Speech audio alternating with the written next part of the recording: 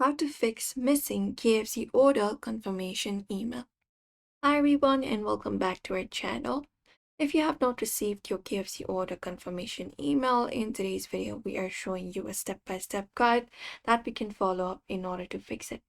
So let's just dive right into the video and get started. So what we can do is, one of the thing is we can check our spam or junk folder in our email. So open it up, and once we open it up, we can look out for more option in the bottom left on our left hand side and click on the option called spam or trash in order to search for KFC or order confirmation. Sometimes it may be located in this section, so we can check it out first.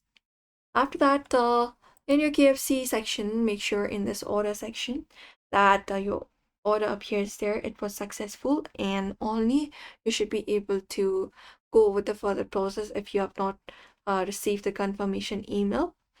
Or you can check up your SMS or the app notifications as well if you've ordered via applications, because they may send a text message confirmation or in-app notification instead of the email.